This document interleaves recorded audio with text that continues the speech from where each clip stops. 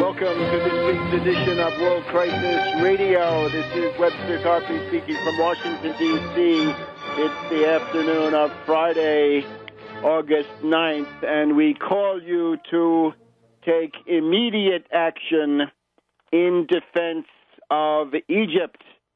And the issue here is a series of wire service dispatches from a number of places that there's going to be a new U.S. ambassador to Egypt, and that ambassador, according to the intentions of Skull and Bones Kerry, is none other than Robert Ford. You heard it right. Robert Ford, former U.S. ambassador to Syria. He is the person who superintended and supervised the U.S. introduction of death squads into Syria. He was, of course, then the provocateur who clashed with the Assad government, blatantly interfering in the domestic sovereign affairs of the nation of Syria. He did this starting in July 2011. Robert Ford made a pilgrimage to some group of democracy freaks and also undoubtedly covert death squad operatives. That was in July of 2011. And as recently as May of this year, Ford snuck into Syria to meet with death squad fanatics fighting the government. This is probably the preparation for the later trip into Syria by Walnuts McCain, the notorious warmonger. Now, Ford has not yet been officially proposed by the Obama White House, and therefore the immediate imperative, we'll have some more details about Ford in a second, but get ready now for action. Here is what you must do. It's not enough to know, you've also got to act. We must generate an international cause célèbre against Ford, because where Ford goes, there the death squads go also. Ford is notorious as a disciple of John Negroponte, and it was said originally of Negroponte, starting in Salvador in the 1980s, that where Negroponte goes, there the death squads also appear quite quickly.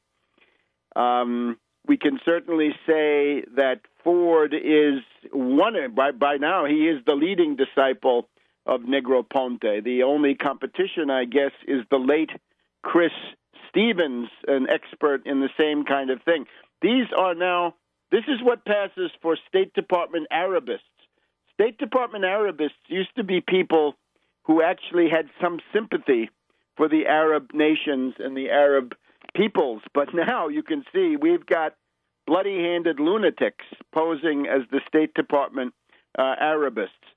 So Ford is vulnerable to a well-done international publicity campaign. Those of you in Europe, take advantage of the Ferragosto. Take advantage of the August 15th low point in domestic news in your countries, right? If you're in Portugal, Spain, France, Italy, Bavaria, and a number of other places, lots of space in the newspaper that has to be filled.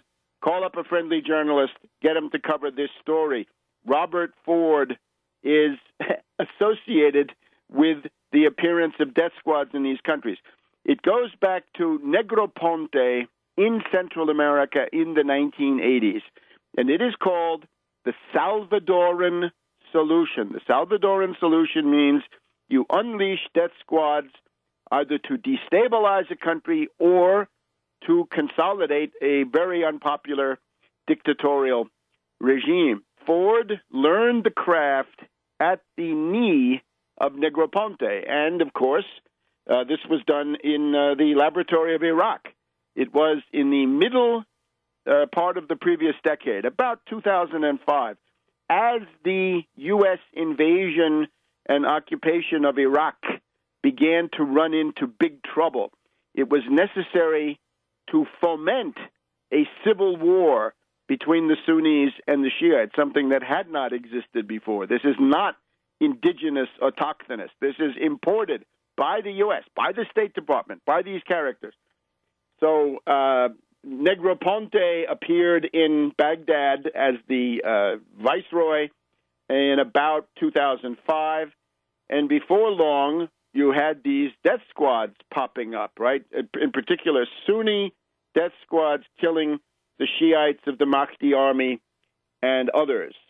And the original plan extended into Syria. In other words, Syria was viewed as part of it from the word go, kind of like the current emirate of Iraq and the Levant, or as they can say it, the emirate of Iraq and Sham, right? Sham, Damascus area, Syria, I guess in Arabic. So that was part of it from the very beginning. In other words, the destabilization of Syria was considered to be part and parcel of the U.S. presence in Iraq, and it was designed also to try to divert various death squad volunteers. Instead of coming all the way into Iraq, they could simply go to work in Syria, preparing for what would be. And, of course, then, after serving under Negroponte in Baghdad in the middle part of the previous decade, then Robert Ford was named ambassador to Syria, and that, of course, was a grim day for Syria. When Robert Ford comes to town, the death squads cannot be far behind. So that is now what the U.S. has in store for Egypt. Robert Ford means the creation of an Islamic emirate of the northern Sinai, an Islamic emirate of all of Sinai, made to order to provide the pretext for NATO to seize control of the Suez Canal and close it to the ships of Russia, China, Iran, Syria, whoever they don't like, North Korea, any country, Venezuela, right? Anybody they don't like, they can find some reason to keep them out. And, of course, that's just the beginning of it. It would then lead to the breakdown of the modern Egyptian state as founded by President Nasser back in the 1950s and 60s. Therefore, it's time to act. And the easy way to do it, there's a made-to-order method, very simple, user-friendly. You can get on the scoreboard in terms of opposing Ford. We do not want, those of you who are Americans, that is not the face of the United States. I'm sorry. No matter how degraded things may get here, Robert Ford is not the face of the United States. This is the monstrous visage of the abyss, of the inferno. He's some monster, one of the ones that populates Dante's hell. We'll figure out which one as the weeks go by. But the idea is you can go on Twitter. The guy's name is Robert Ford, right? It's simple. And there's already a page, the hashtag No to Robert Ford. Hashtag NOTOROBERTFORD. No to Robert Ford. Hashtag at the beginning. You go there and you voice your firm opposition. The term for what we need is PNG, persona non grata, a person who is not acceptable to Egypt. No agrément, no approval, no acceptance of this guy. Make him persona non grata, deny him the agrément, and send him packing. Time to mobilize. Stop Robert Ford. We do not want Robert Ford as U.S. ambassador to Egypt. Get out there and make it happen.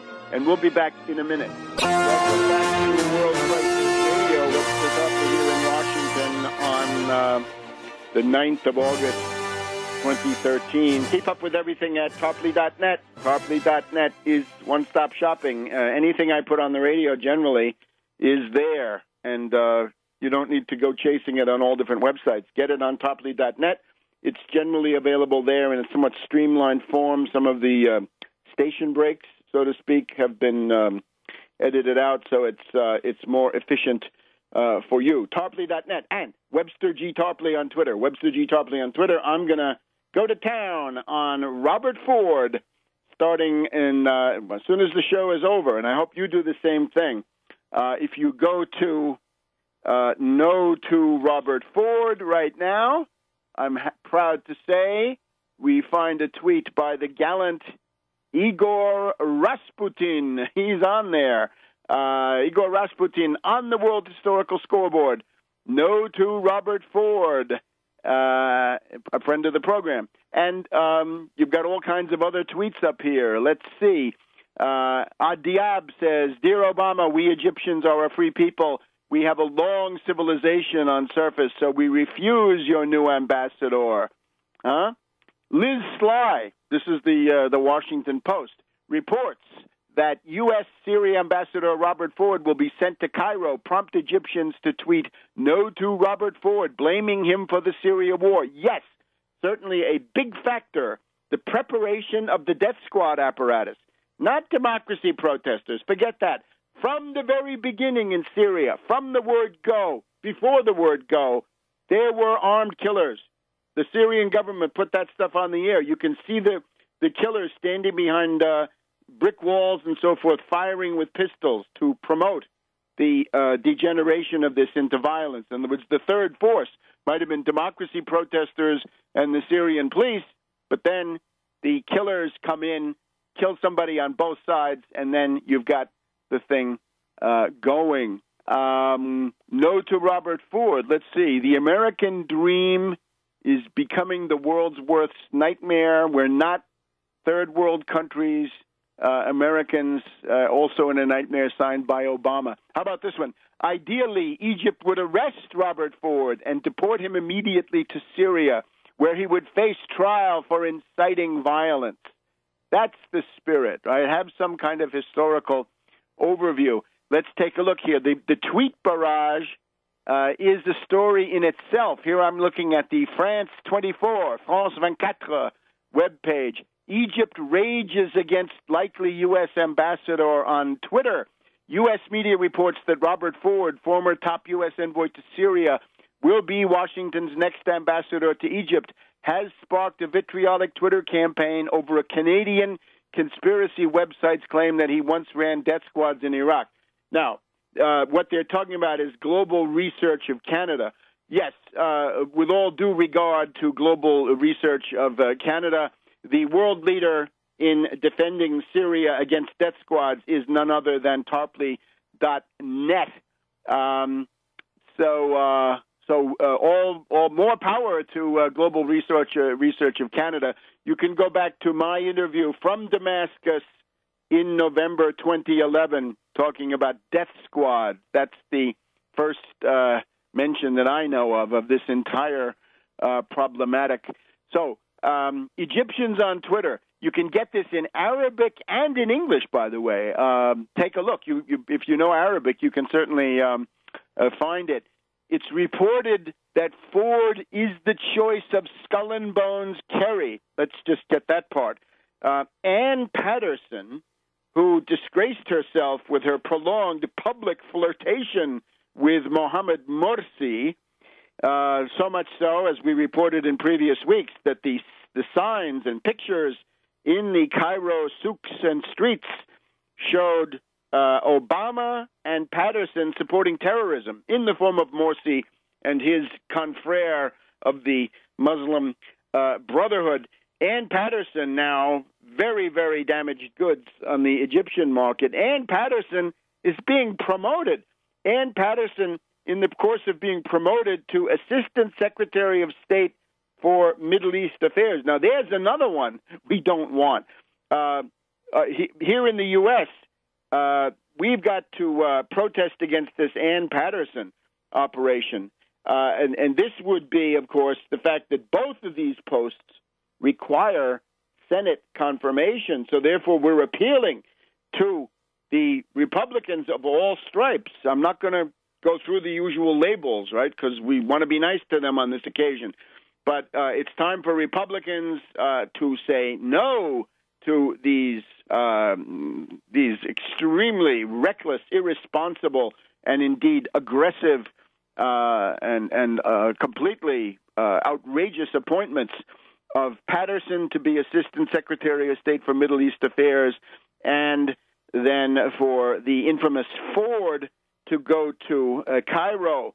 Cairo doesn't want him, and we don't want him here in the U.S. either. No to Robert Ford in English and Arabic. We refuse the American ambassador to Egypt, says Twitter. The new sponsor of terrorism in Egypt is Ford. They don't like him. Let's see what else. It's taken up, the issue is taken up in Al-Masri Al-Yum newspaper there in Cairo. There's a big backlash. The backlash could not come at a worse time for Washington, says France 24. Let's see what else we find. When Robert Ford enters a country, he brings the shayatin, the devils, in, tweeted one user in Arabic. Another calls Robert Ford the architect of fitna, or upheaval. There are rumors that instead of going to a normal gymnasium, Robert Ford exercises in a fitna salon. How about that? So that's Ford. Kerry recommended Ford for the post. He would have to be picked by Obama and then approved by the Senate. No, no, no, no.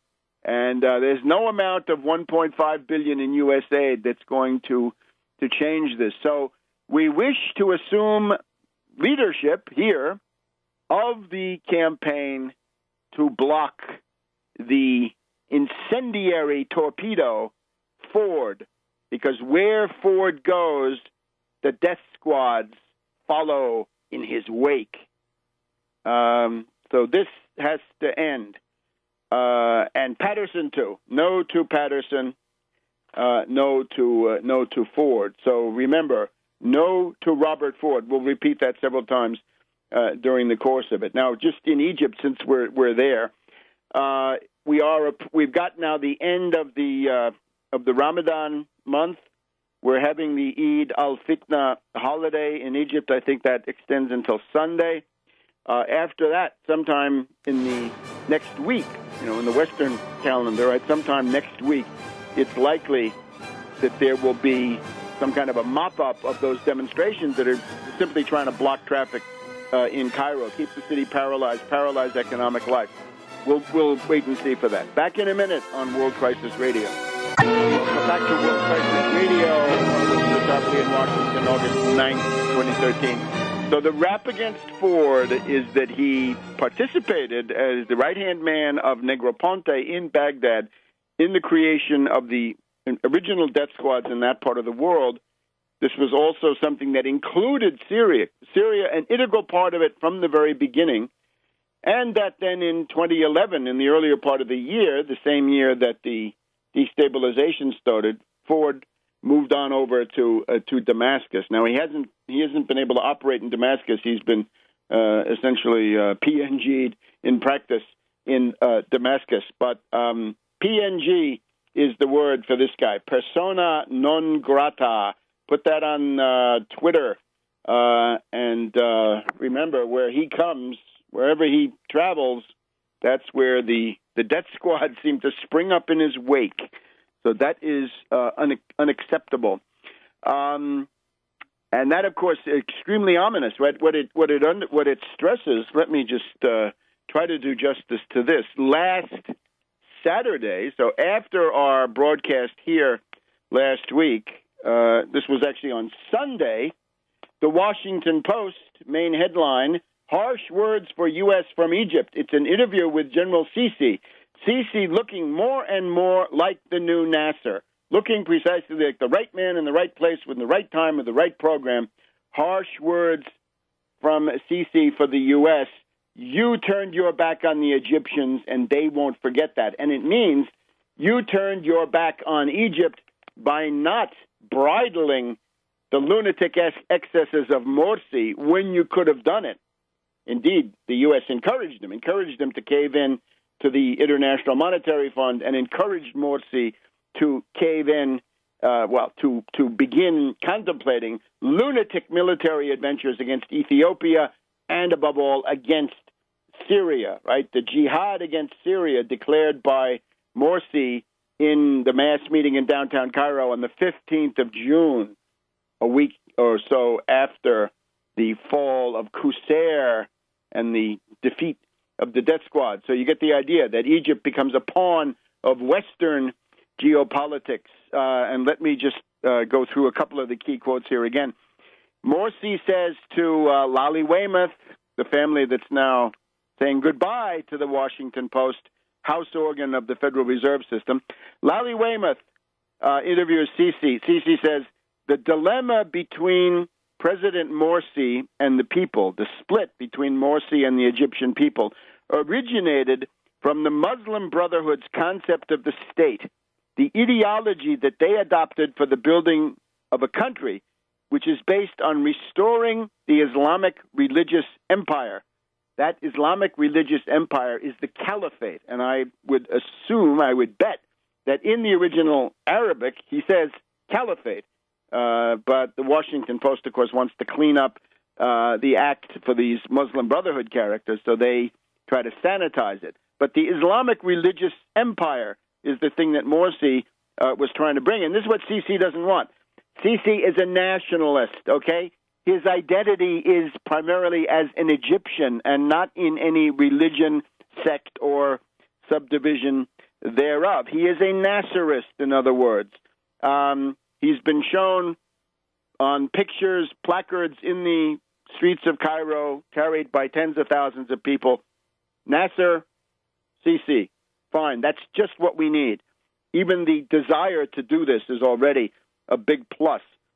Sisi's critique of the Muslim Brotherhood goes on. This is an international organization, cosmopolitan, we could say.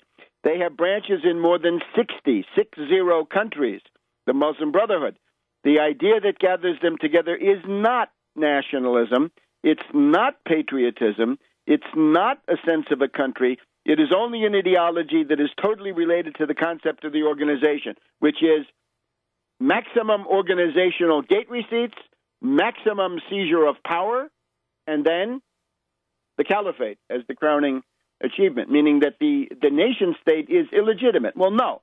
The nation state, founded 700 years ago in the pilot project by Dante in Milan with the Visconti family, 1310 and following, that is the building block of the modern world, right? And the ideas of it brought to Egypt by Napoleon in the early 1800s. So, the critique also of U.S. foreign policy, says Sisi, you left the Egyptians.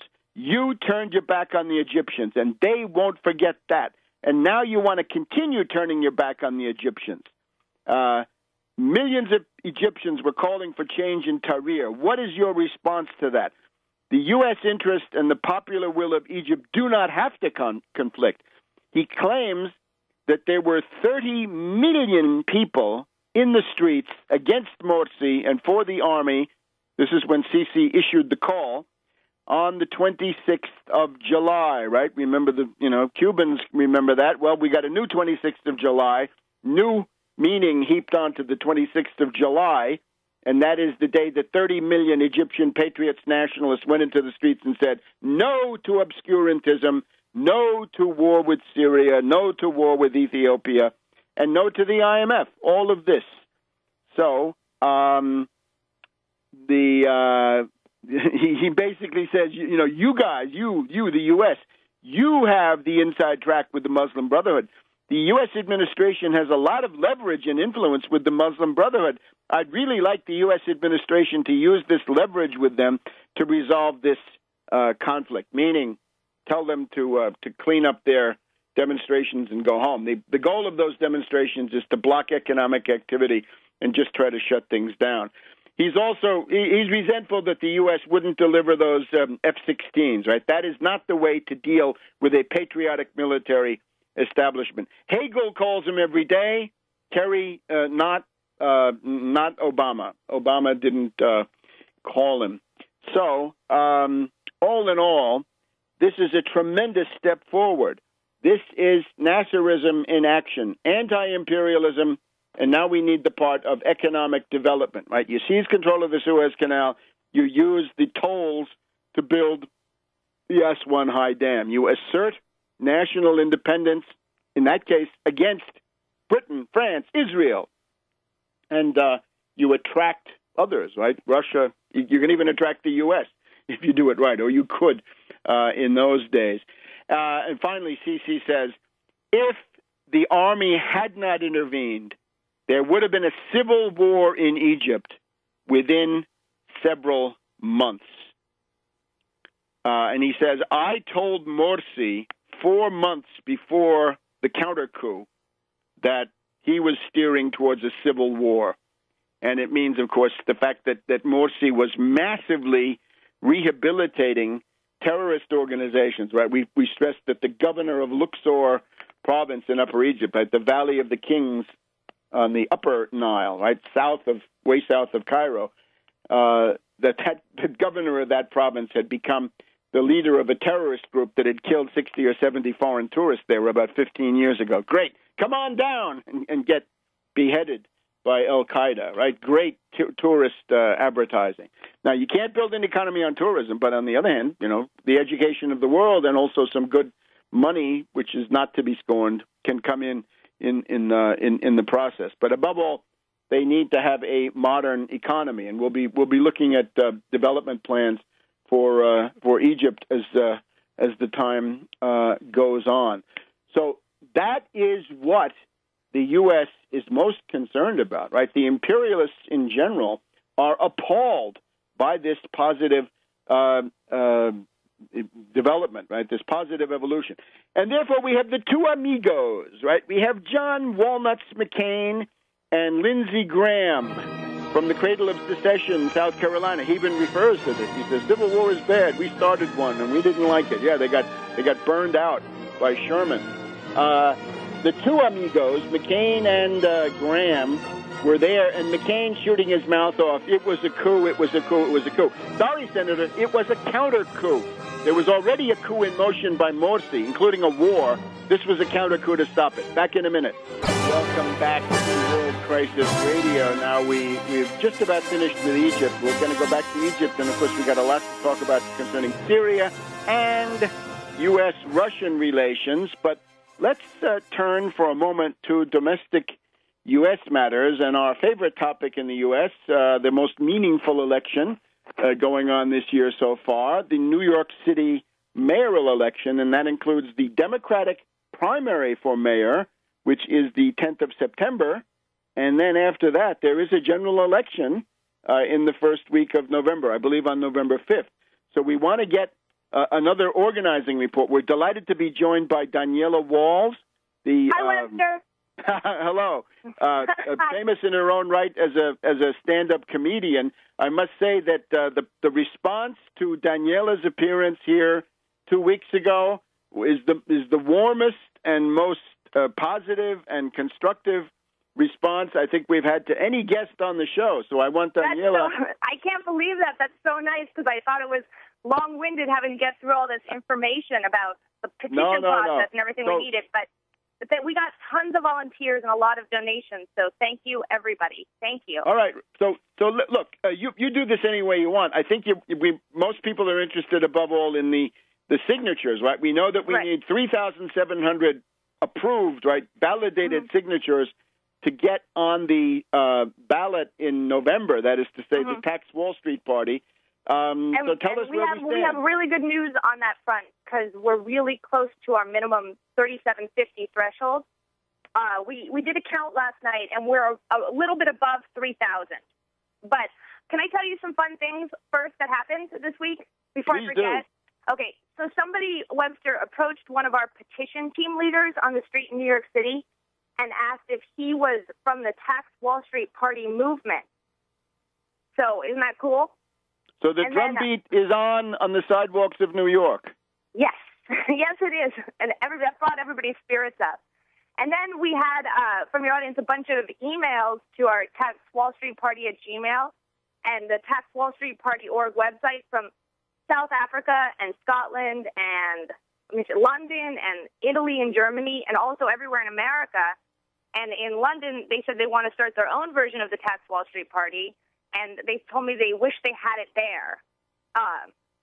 The City of London pays a small transaction tax. I was researching a bit about this, and it's in the form of a stamp duty, but I can't really explain a stamp duty. It's too small. It's just it's a stamp tax. In other words, any document, any transaction has to pay this tax, and you prove that you paid it with the stamp tax. But it's too small. Yeah, our new European friends said they wanted to call for our higher 1% sales tax. Right, and of course that goes into the public treasury to help poor people get on Social Security and Medicare and the social safety net. Not for the pelicans, the pandas, and the polar bears in the first analysis. Right. I think that's what they're calling for it with the Robin Hood tax. I don't know where that money's going to, but we're trying to have it go for to protect our social safety net and Social Security and infrastructure and jobs programs and all these cool new visionary projects like free tuition maybe, and we're working that out, all the things we want to put it toward, but it's going to be very meaningful what we come up with. But our European friends were also excited about the other main program point of turning the private Federal Reserve back into a national bank. And then we talked about, how that would work out for them. And so in London or Scotland, they would call for the nationalization, I guess, of the Bank of England. And then the guy in South Africa wanted to nationalize the South African Reserve Bank, and in Germany, the Bundesbank, et cetera. So it's very cool. And then, good. Yeah, that was very, very nice to know. And then I have this other interesting story to tell you that sorry, my dog's barking. This week, Randy was on the cover of New York City's biggest commuter magazine called New York Metro. And it's one of these free magazines that every commuter reads. They have them in subway stations and at Grand Central in the train station. Well, okay, Randy was on the cover with a big picture of him and a quote about taxing Wall Street. And this magazine is is owned by a Swedish company. They're not American. And they were really interested in the Wall Street sales tax when they interviewed Randy. The way they had Randy on the cover, it looked like he was the leader of the pack in this Democratic primary. So right there on the cover, it's Randy Credico for mayor, tax Wall Street. Anyway, somebody in New York City must have given the stand-down order on circulating this week's issue because most of the kiosks were empty, and they weren't handing out these magazines to the commuters who passed by like they normally do, and there were bales of these New York Metros just dumped in out-of-the-way places in the train station. So we were a little concerned about that. What do you think? We don't know, but we've got to press ahead, right? We can't sit around puzzling over stuff like that, right? The main thing is, 2, 3, many such articles.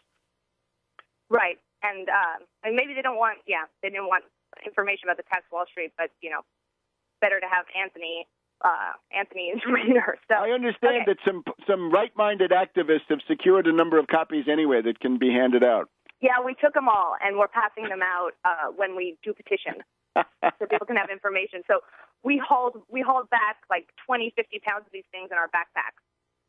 Now, look, if I want to go and sign for you, if I'm a New York City registered voter, I wake up on Sunday or Monday morning, I say, well, today's the day to go and sign for the Tax Wall Street Party, and I'm very interested in the Randy Credico for mayor. What do they do? Can they go, for example, to the website and find out where the squad is? Yeah, you can go to the website, and then you can hit on the calendar link, and you're going to find out exactly where the team is. But this changes moment by moment because we're trying to find the best locations. Sometimes we'll get to an event, like a farmer's market or a fair, and we find out that it's pretty empty. So we have to change at the last minute. So the best thing to do is call the petition team leader, Chris Reese, and his number is 908. Hold on one second. I put his number somewhere on a piece of paper, and I'll tell you, but in a minute when I get to it. Sure. I can't find it right this second. But call Chris Reese, or you can email me at taxwallstreetparty@gmail. So this week, last week we had 1,000 signatures. This week we got close to our minimum at around 3,000. So that's fantastic. But, of course, the minimum is the minimum, and we want to have an insurance policy. We want to have an ample cushion in case they send some unscrupulous lawyer in there and saying, oh, I'm going to disallow this one because there's no dot over the I, and this one doesn't have a T crossed, so that's invalid, blah, blah, blah. And they, have hanging chad. I don't know what they have. But they're going to try to disallow them. So you got to have at least twice as many, right? Well, ideally, we'd like to turn in at least 7,500 to avoid these challenges. Because when they see a big number come in, they don't even bother. The problem is if we have a small number, they will. But we're going to have 10. We're going to have 10 days, and this is going to be our big final push. We have till midnight on August 20th to submit our valid signature total. That gives us 10 days.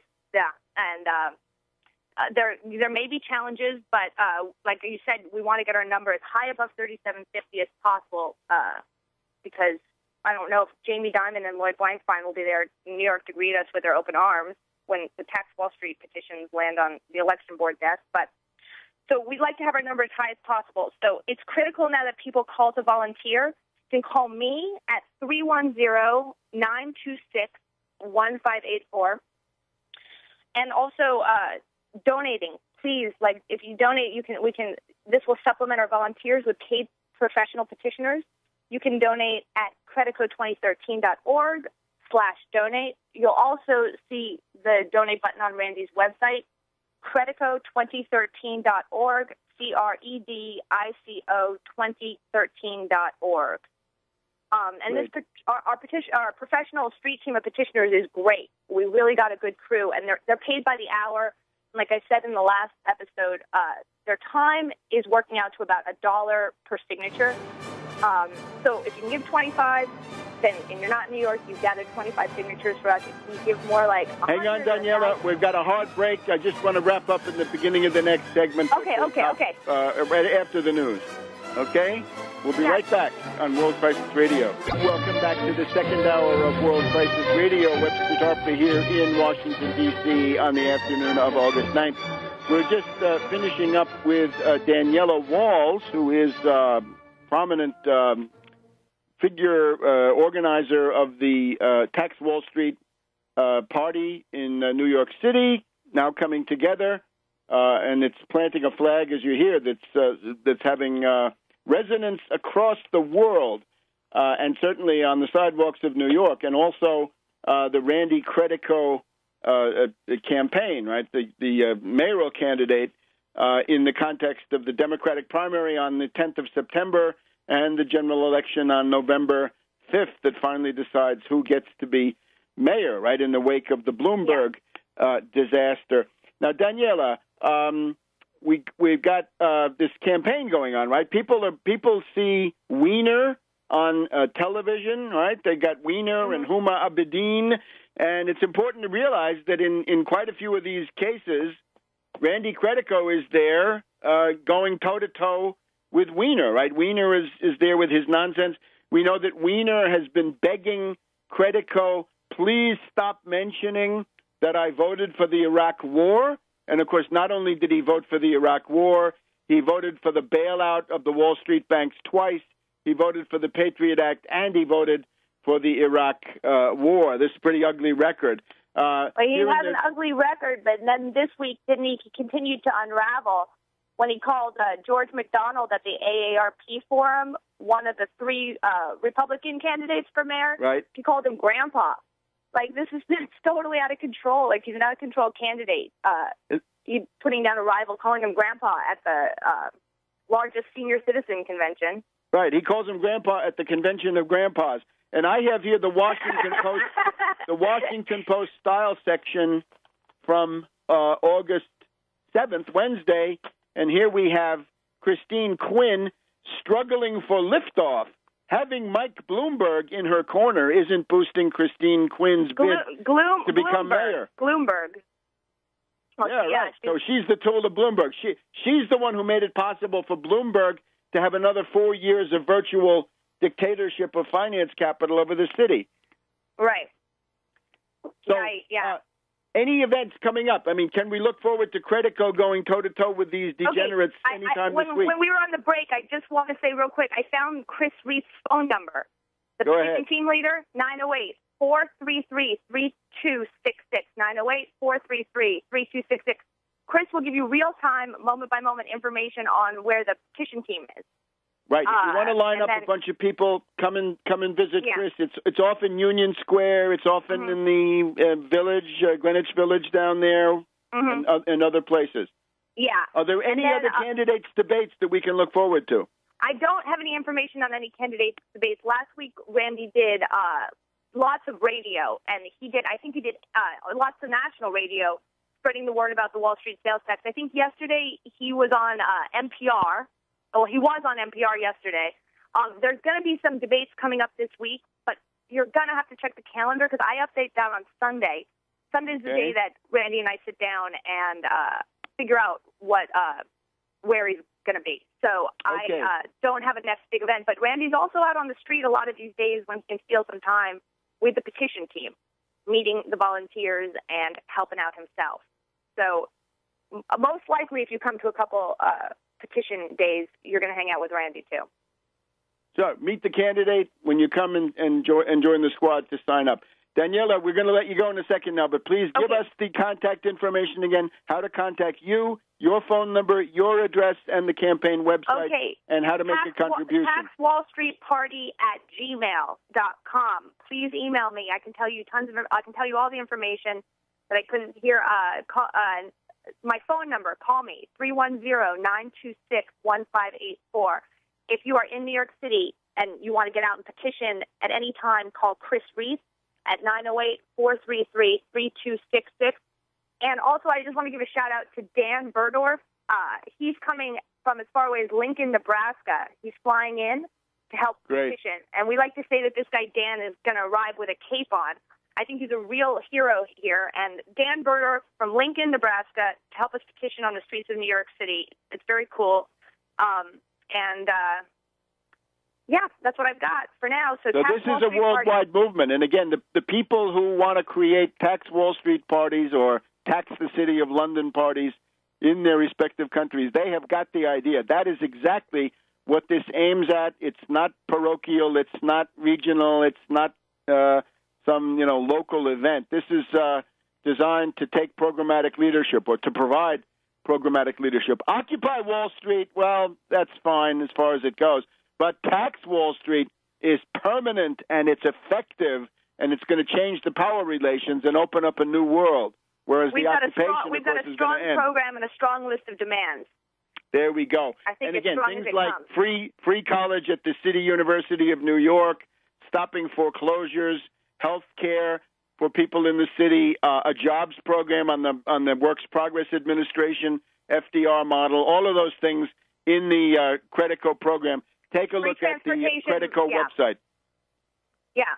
So exactly, free transportation and Medicare for every resident. Right. As we used to say, subway riding should be free. Who should pay? The bourgeoisie. And that would be the that an old slogan? Yeah. That's great. Well, subways, and that would be Blank, Fine, and Diamond. Subways, ferries, and buses should be free, and who should Subway riding must be free. Who should pay? The Wall Street disease. The Wall Street disease. I don't know. Okay, thank you, Webster. We'll see you next week. We want to have a report now. We're going into the hot phase of the campaign. Okay, that's very kind of you. And thank you for your help on this. See you next week. Bye-bye, Web.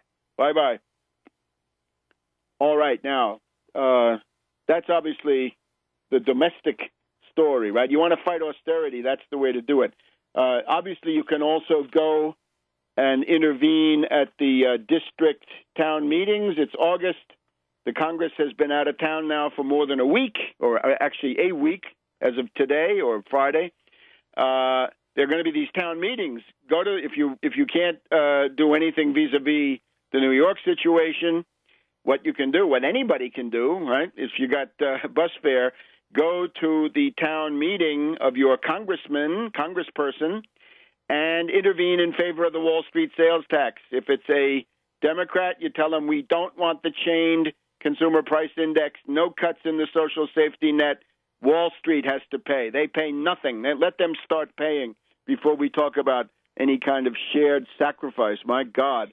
And if it's a Republican, of course, same story, right? Why don't you tax Wall Street instead of trying to destroy the federal government, right? Remember, October 1st, the lunatics around Senator Mike Lee, little Rand Paul, Rubio, and the hypocrite Ted Cruz, married to Goldman Sachs. They're going to try to shut down the government and then bankrupt the government with a default. And of course, Obama, time to man up, Obama. It's called the 14th Amendment. The public debt of the United States legally incurred shall not be questioned.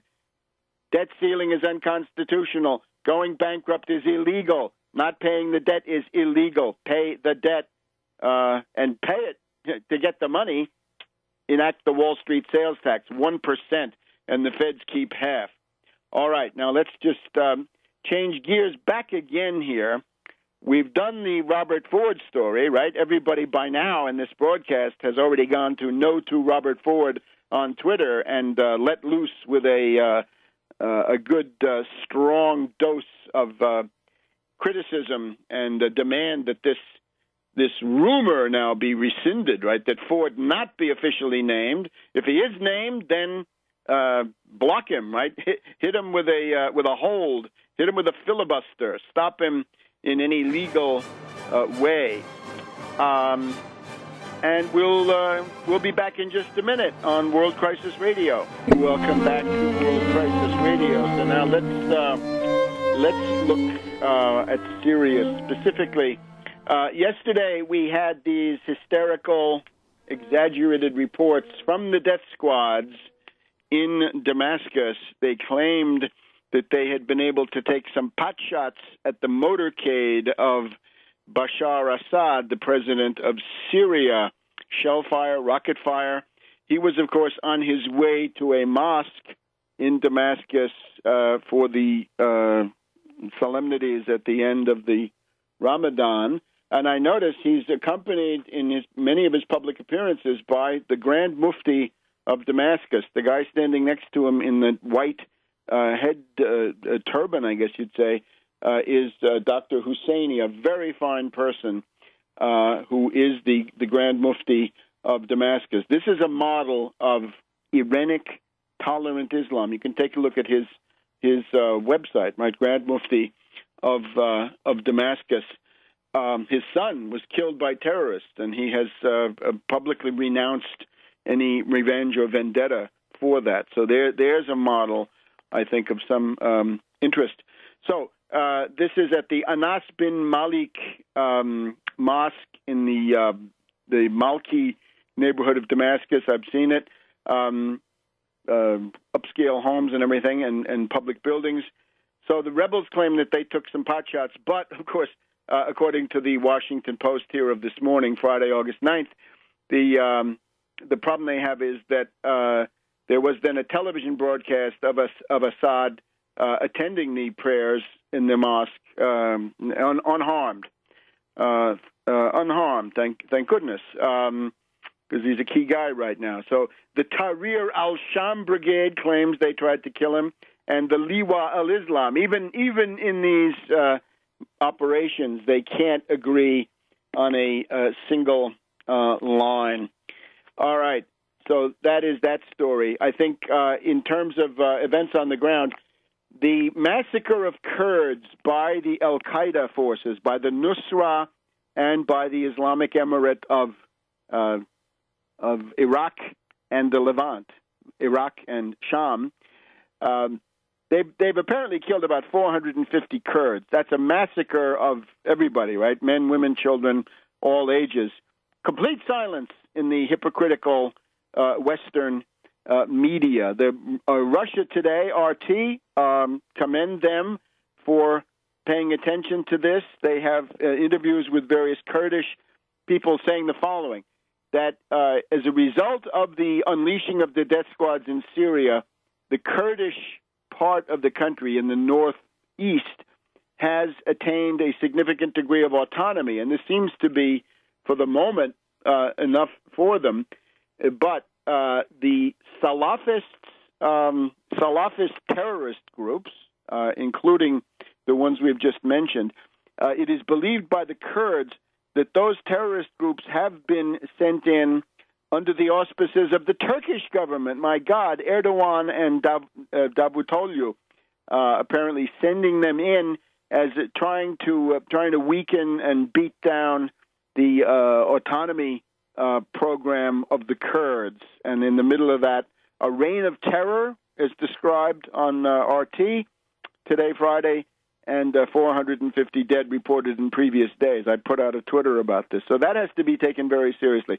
The Kurds are essentially close to saying that it's certainly ethnic cleansing and possible genocide being carried out by the death squads that the U.S. is proposing to arm and indeed has been arming the whole time. Remember, I think this is an important element of analysis. A decision to send weapons to the Syrian rebels is not a new thing in terms of the hardware moving, but it provides legal cover for the CIA and State Department officials who have been doing that the whole time. And that would have included Ambassador Chris Stevens. He would have benefited, had he lived, from this legalization, right, post hoc, a posteriori, of the weapons shipments. The the term being bandied about concerning Syria is soft partition. Soft partition, it's an approximate, blurred partition. I think it looks something like France during the wars of religion in the 1560s, 1570s, 1580s, right? It's not fixed lines. It's not quite like the American Civil War. There are fairly clearly defined lines. This is coming from Al Arabiya, the Al Arabiya correspondent on National Pentagon Radio in the Diane Rehm Show weekly review, which you can hear. You want to get that analysis, go to that website, and you'll get the whole load of it. Soft partition, similar to Afghanistan in the consequences, worse than Afghanistan, in the sense that if you say Al-Qaeda must not be allowed to have sanctuaries, so here they've taken over the northern part of Syria. It is the rural part. It is the unpopulated part. And remember, those movements like what we've just had, right, the attempt to shoot at Assad, various stunts that they've pulled, the air base north of Aleppo that the rebels have taken over with some destroyed helicopters, and the operation that they pulled in Latakia. This is Jubal early. It's Jubal early in August of 1864, let's say, when the die is cast, Lee is being held in the death grip by Grant in the Petersburg trenches, but he shakes loose Jubal early to try some desperate bid to change the outcome, right? Comes close to breaking into Washington, D.C., right? Damascus, and burns Chambersburg. So atrocities. Try to attack the capital of the country and then go wild with atrocities. And that's what we're hearing from the Kurdish area, that Al-Qaeda is in a reign of terror, that they're simply just going around and killing people left and right. Now, in the middle of this, the world would need a summit between Obama and Putin, and I would hope at such a summit, Putin could lay out the case. Look, Obama, you've got people who are engaged in mass murder. They're doing atrocities. They're doing chemical weapons. They're fighting among themselves. They are, it's just a catalog of horrors that never ends. Obama, time to drop these death squads, right? Turn away. And it's dangerous because if you have the Israelis, as we've seen, attacking shipments of Russian missiles, that could get very hairy very quickly. If the Israelis feel free to bomb Russian Yakonsk missiles and other missiles on Syrian territory, suppose they kill some Russian technicians or other Russian personnel. What happens then? I don't want to find out, but there is a limit to the willingness of Russia to accept this arrogant and unlawful behavior, in particular by the Israelis. So it's better to cool this off. That is what Putin might have said to Obama, but of course now that summit has been called off. More in a minute on World Crisis Radio. Welcome back to World Crisis Radio here. It's August 9th.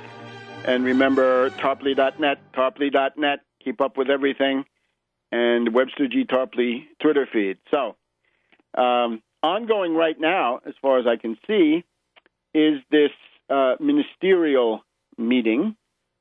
It is Foreign Minister Sergei Lavrov of Russia, Defense Minister Shigoi of Russia meeting their counterparts. John Forbes Kerry of Skull and Bones, the Secretary of State, and Chuck Hagel of Sequoia Voting Machines, the boss of the Pentagon. And this is an attempt to find a modus vivendi, some arrangement for dealing with bilateral relations in the wake of this, I think, infantile gesture by Obama. Why call that off? I think we can look, unfortunately, at Susan Rice. Who's running the White House national security operation? Susan Rice. Last Saturday, the worldwide alert of U.S. embassies and the closure of some of them and the travel ban was deliberated at the meeting of the National Security Council held in the White House by Susan Rice, so the old executive office building. And this was attended by Hagel and Kerry. Susan Rice, this venomous viper, is now running that part of the show. And I'm sure Susan Rice's advice was, Obama, don't go and meet Putin, because I think they have to realize that the power of Putin's arguments it is overwhelming. At the same time, that doesn't mean that Susan Rice is running every detail, and it may be that something may emerge, but it's not a good bet, especially because of Kerry, right? The main problem here is Kerry, who is devoted to intervention, and we've just heard Kerry is determined to send Robert Death Squads Ford as U.S. ambassador to Egypt. Egypt must refuse him, right? And as we said in the earlier segments, go to No to Robert Ford and register your lively dissent from this proposal. And anybody in the world can do it, right? Because it's a question of world peace, right? The world cannot tolerate the descent of Egypt into anarchy on the Libyan or indeed the northern Syrian model. So Lavrov, Shigoi, Kerry, Hagel, what do we hear? Lavrov, a very intelligent person, I think one of the most prestigious foreign ministers in the world right now. Lavrov says it is time for these two nations to act like grown-ups, and the U.S. and Russia have an obligation to the world to work together for peaceful solutions, right? And Lavrov, of course, is proposing a Geneva conference.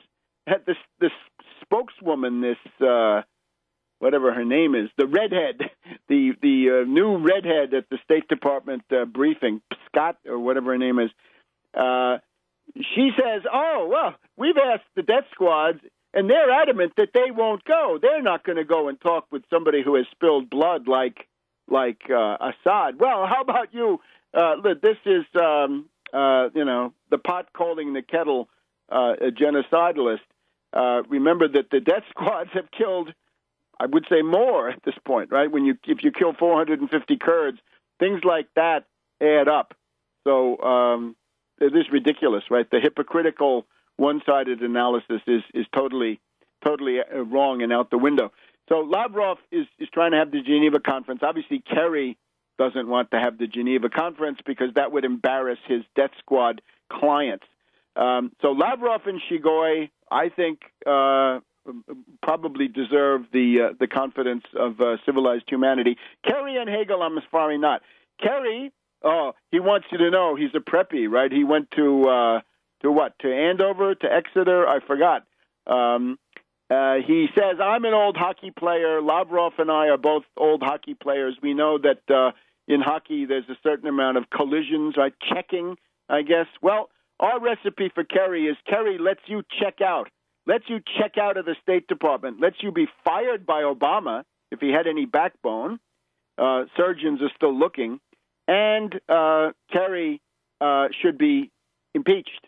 How about you Republicans, right? Republicans in the House of Representatives, you wake up on the wrong side of bed. Don't live with that all day. Impeach Kerry.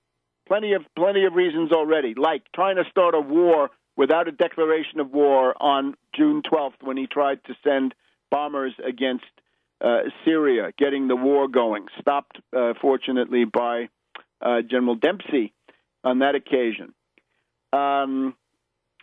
And in the background, right, hovering over Kerry and Hagel, obviously Susan Rice, right, or her slithering around in the corridors. Condoleezza Rice endorses Obama's decision. She says, "Oh no, we don't want to talk to those Russians." Now remember, Condi Rice was supposedly a Russian expert back in the Reagan administration. She started with this already. So.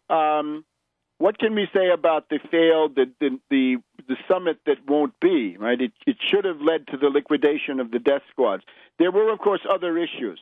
There is the anti-ballistic missile issue, which Russia rightly considers to be a threat to deterrence and therefore a temptation to the U.S. to engage in a first strike. Absolutely correct. There is also, Syria primarily. There's also an attempt to somehow portray Russia as hostile to gays, that somehow this is going to be an issue at the Olympics. I think this is not the intent of that law. I doubt very much that there'll be any issue of any kind of this type at the Sochi Winter Olympics, unless, of course, the equivalent of Pussy Riot and similar groups deployed by NATO intelligence go in there and try to create incidents, right? Maybe they'll send in a commando squad of Madonna and Lady Gaga, right, to try to provoke trouble, right? It seems to be the hour of the provocateurs. And the provocateur of the hour, of course, Snowden.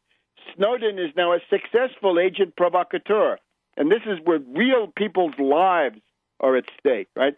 If we'd had an Obama-Putin summit, and if Obama hadn't been weakened by these so-called revelations, which everybody knew, losing, 18% of his support among the youth, Obama might have been strong enough to say, all right, fine, I'm going to cut my losses, to hell with these Syrian death squads, right? I'm not going to go any further for them, right, because they haven't done anything for me. That would be typical Obama. But no. So Snowden now goes into the Guinness Book of Records as a successful agent provocateur. He has stopped. He's up there with the U-2, right? The U-2 was an example. The shooting down of the U-2 and Khrushchev's response and Eisenhower's response led to the canceling of the Paris summit. Snowden has accomplished that. 55 or so, 53, 54 years later. So congratulations, Snowden. You are a successful agent provocateur. Concerning the anti-ballistic missile system, the Russian spokesman says the problem with the anti-ballistic missile system is that Russia wants to be considered a full partner. The U.S. refuses, NATO refuses to consider Russia as a full partner. And what they mean by that is they want to participate in it. In other words, the cover story on this system is it's directed against missile threats coming from the Middle East. Fine. Russia would like to be a part of that. No, you're not allowed to be a part of it. We want assurances that it's not directed against us, says Russia. Oh, NATO says, we'll give you our word of honor, but nothing in writing. Okay. So congratulations, Snowden. We'll have a couple of words more about these whistleblowers here in the final segment. Welcome back to our final segment of this week's World Crisis Radio. Webster Tarpley in Washington. It's the 9th of August. Just a word about Bradley Manning. The obvious victim of much of this situation is Bradley Manning. I think someone who got into a situation of intrigue and betrayal beyond what he could imagine. I view him as a victim of this entire machination, and to a significant degree, a victim of Assange and of the rest of WikiLeaks. The problem that is posed by Manning is if the hallmark of WikiLeaks was supposed to be that you could leak documents through them and maintain your anonymity, how did Manning get exposed to the U.S. authorities, landing him in this terrible predicament of torture, solitary confinement, and all the rest? We're researching this, and I urge, if you have leads or inside knowledge of this document, send them on. Tarpley.net, Speakers Bureau contact feature. Bradley Manning started by leaking material about Iceland.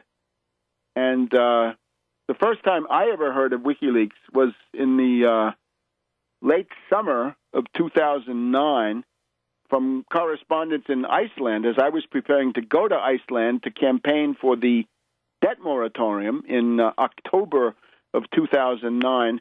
I heard about something called WikiLeaks, and they had, at this point, WikiLeaks and the people in Iceland already had inside documents of the State Department, the IMF, and similar things that bore on the banking crisis there, the attempts of the British and the Dutch to extort payment from Iceland, and so forth.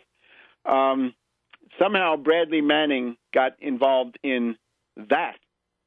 The person that requires scrutiny here, I would say, is a certain Adrian Lamo, L-A-M-O, who, according to published accounts, seems to have been instrumental in making Bradley Manning his identity, sharing that identity with the U.S. Army and others. And the question is, why? We could say that from a public relations point of view, Bradley Manning has been convenient for WikiLeaks and for Assange, a victim that can be used for fundraising and publicity work.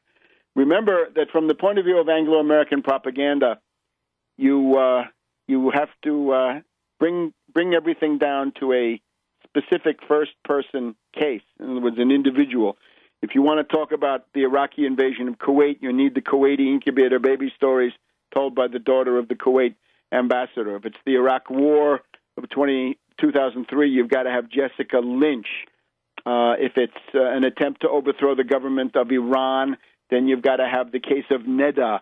If it's to start the Arab Spring, you've got to have Bouazizi. Most of these some of them are obvious frauds, and some of them are likely frauds. We don't need to go through all those details, but they needed a case. They needed a victim.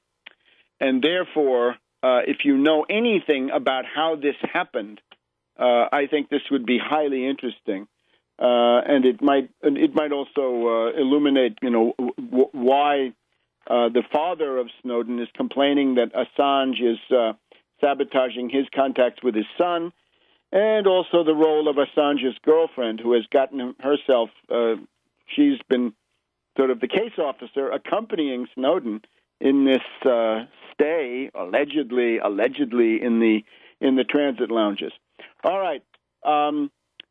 We are going to be paying attention now in coming weeks to the question of the Russian fleets. I did about a 1-hour exposition of this on another radio program, which you can find on Tarpley.net. That was done Wednesday night, day before yesterday evening. It was on September 24th, 1863, that the Russian Baltic fleet arrived in the port of New York, September 24th, 1863. And it was on October 12th, 1863, that the Russian Pacific Fleet from Vladivostok arrived in San Francisco. This was the main international dimension of the American Civil War. It was in particular the only help coming to Abraham Lincoln and the forces of Union and anti-slavery, the only help coming from abroad. Notoriously, the British and the French were violently hostile to Lincoln and the Union, eagerly waiting for a chance to intervene, to make war against the United States, to burn the city of New York. We've got discussions, we got papers in the British Admiralty, how they'd like to burn Boston and how they'd, above all, like to burn New York. They think they could cripple the whole U.S. Economic and financial operation by attacking New York in 1862, 1863. So this, of course, in the 150th anniversary, we've had the commemoration of Gettysburg at the beginning of July. We're going to have the anniversary of the Chickamauga battle, right? The great George H. Thomas of Virginia, the Unionist, Rock of Chickamauga, holding off Braxton Bragg and his forces there in September at the time of the harvest moon in northern Georgia. And then we've also had Fort Wagner, right? The first baptism by fire of a black regiment, which acquitted itself with glory, and their fame is also remembered today, right? The movie Glory is the monument to that, among other things. So I did this detailed presentation. We'll do much more as time goes by, because we want you to understand this, right? When Obama refuses to meet with Putin, he is acting against the bedrock of history. This is a very, very reckless, short-sighted, futile, idiotic way of proceeding. There's every reason to always negotiate with Russia, negotiate with anybody at some level, but to negotiate with Russia. Remember, there were 3 moments of maximum danger of British-French attack on the United States. One is at late 1861, the so-called Trent Affair, in September through November 1862, after Antietam, and attempting to preempt the Emancipation Proclamation on the side of London and Paris. And then right around September, October of 1863, the crisis element was 2 ironclad battleships which were being built in a British shipyard, the Laird shipyard, for delivery to the Confederacy to attempt to cross the Atlantic then and break the Union blockade and give the Confederacy another lease on life. And in the middle of all this, these 2 fleets arrive, and they mean, watch out, Britain, watch out, France. If you attack the United States, you're going to have a world war on your hands. It's not just the United States, powerful as the United States was, but there's also this immense power with immense land armies and other capabilities, and that's the Russian Empire. Now, when you look at the descriptions of these things, you come across this phrase, eternal gratitude. You can find, and we'll cite in coming weeks, citations of American Union loyalist observers, nationalists, not slavocrats, saying, we owe an eternal debt of gratitude to Russia for this contribution. Gideon Wells, the United States Secretary of the Navy in Lincoln's cabinet, says, God bless the Russians. We're extremely gratified that the Russian fleets have come to support us and to embody this warning to the British and the French. And then, of course, in World War II, General Marshall says, George Marshall, the military head of the U.S. forces, says we owe a eternal debt of gratitude to Russia.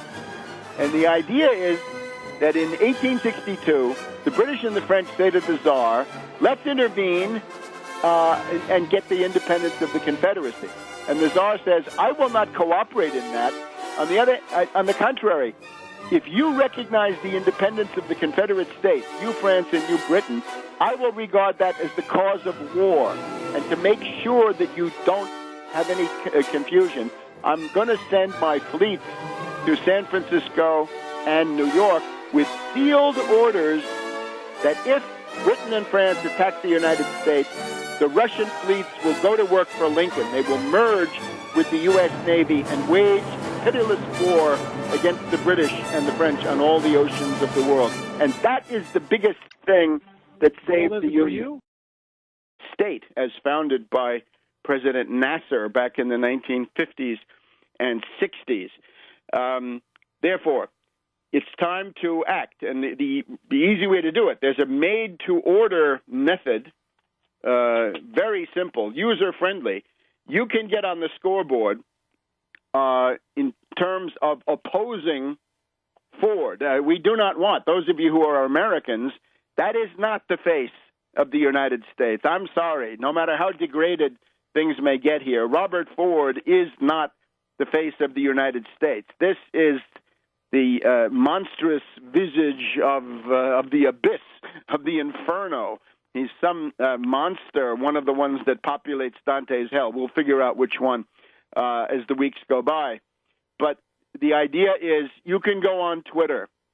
The guy's name is Robert Ford, right? It's simple. And there's already a page, the hashtag No to Robert Ford. Hashtag NOTOROBERTFORD. No to Robert Ford. Hashtag at the beginning. You go there and you voice your firm opposition. The term for what we need is PNG, persona non grata, a person who is not acceptable to Egypt. No agrément, no approval, no acceptance of this guy. Make him persona non grata, deny him the agrément, and send him packing. Time to mobilize. Stop Robert Ford. We do not want Robert Ford as U.S. ambassador to Egypt. Get out there and make it happen.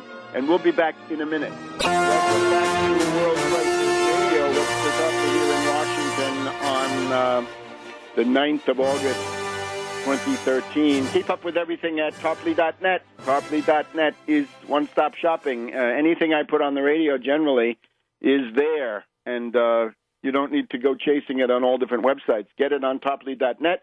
It's generally available there in a somewhat streamlined form. Some of the station breaks, so to speak, have been edited out, so it's more efficient for you. Tarpley.net and Webster G. Between the Sunnis and the Shiites, something that had not existed before. This is not indigenous autochthonous. This is imported by the U.S., by the State Department, by these characters.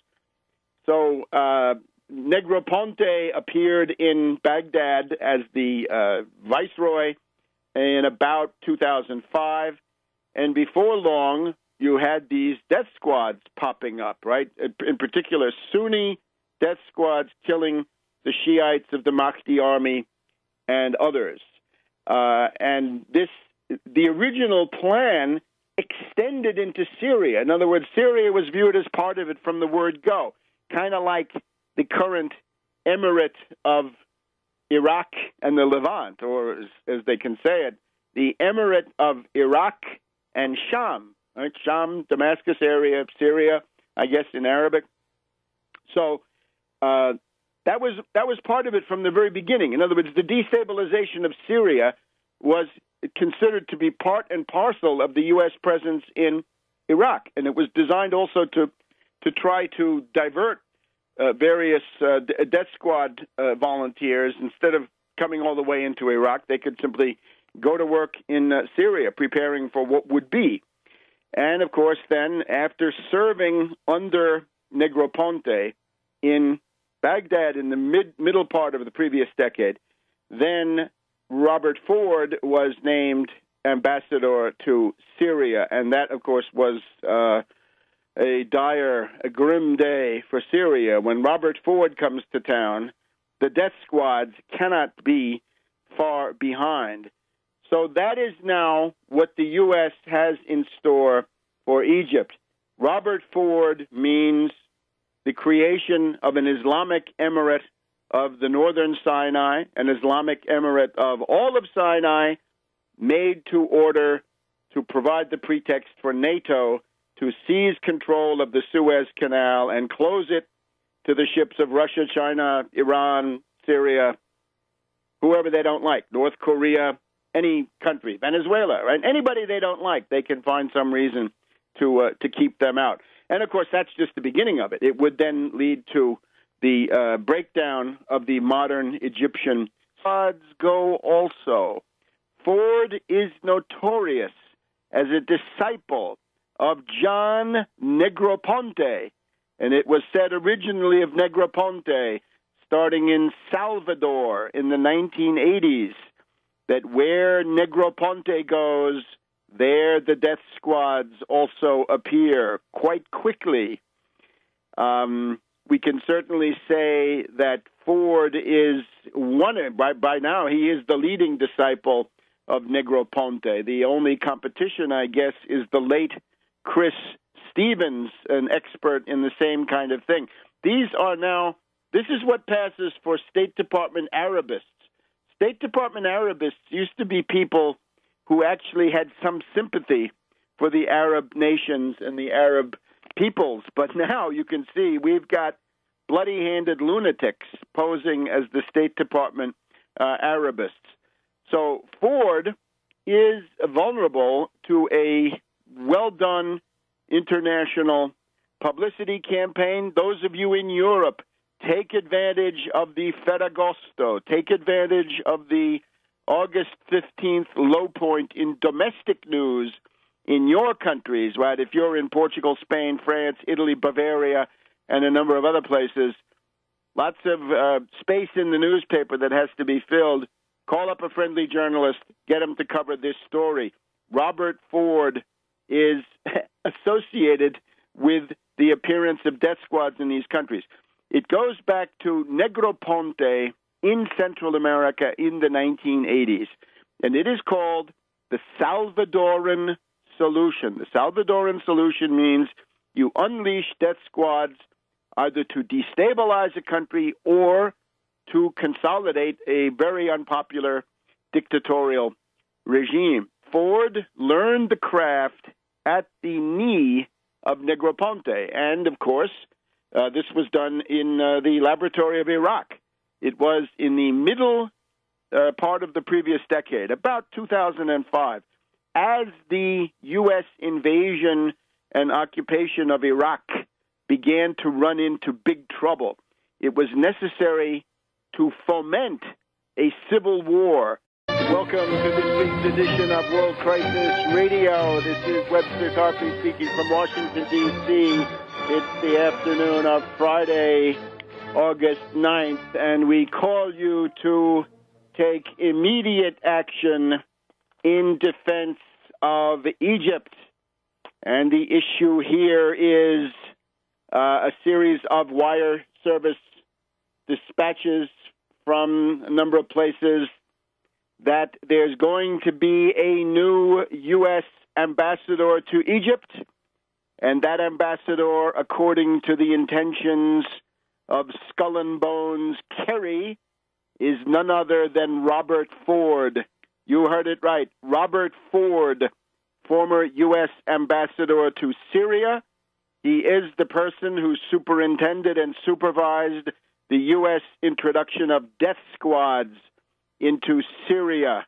He was, of course, then the provocateur who clashed with the Assad government, blatantly interfering in the domestic sovereign affairs of the nation of Syria. He did this starting in July 2011. Robert Ford made a pilgrimage to some group of democracy freaks and also undoubtedly covert death squad operatives. That was in July of 2011.